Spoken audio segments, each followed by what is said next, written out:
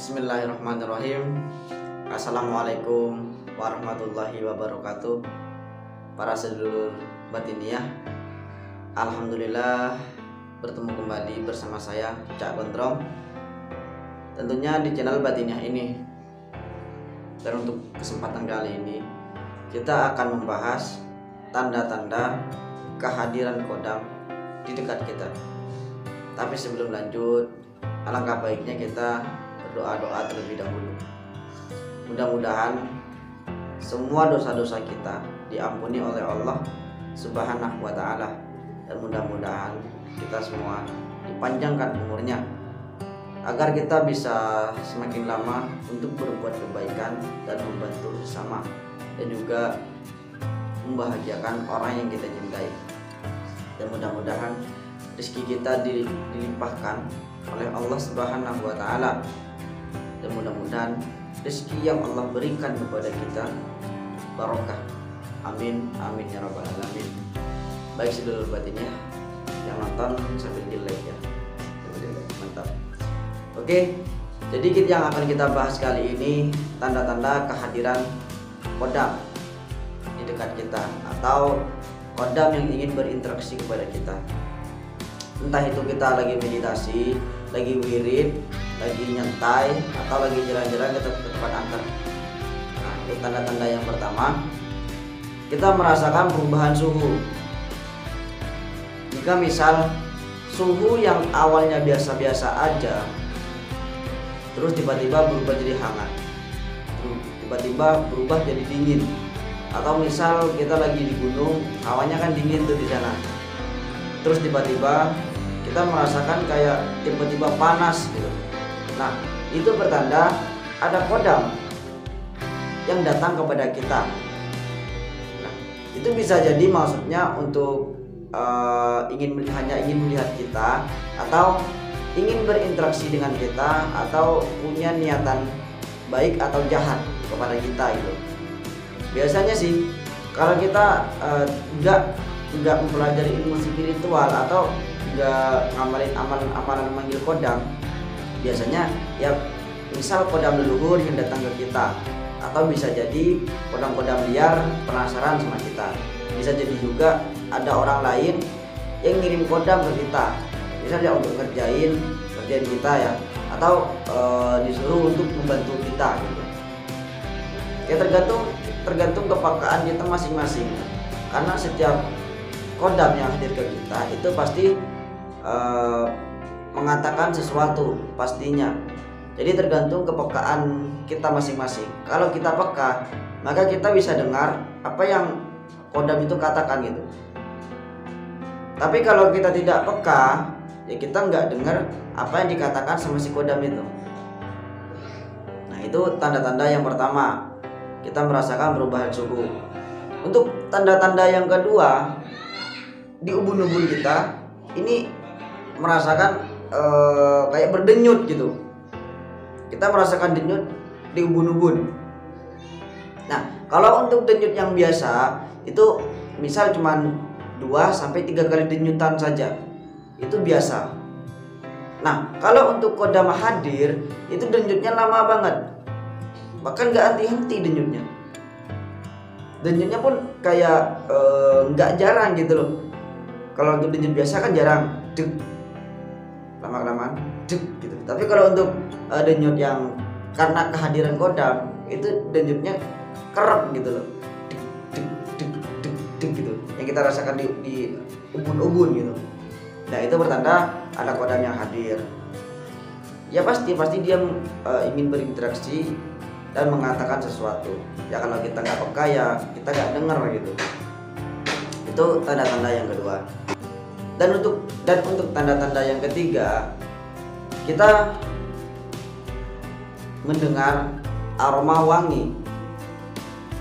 Padahal di tempat itu nggak ada bunga-bunga, atau kita lagi nggak pakai wangian gitu.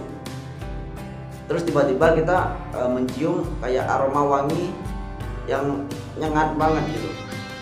Nah, itu bertanda ada kodam yang nyamperin kita. Entah itu ya kalau kita lagi ngamalin amalan pemanggil kodam, ya mungkin itu kodam yang kita panggil gitu. Kalau enggak, ya itu kodam liar yang datang atau kodam leluhur. Kalau kita punya leluhur yang dulunya punya kodam. Tapi kalau enggak ada, bisa jadi itu kiriman orang gitu. Atau kodam liar yang memang penasaran sama kita atau suka sama kita gitu. Itu buatnya. Dan untuk yang keempat,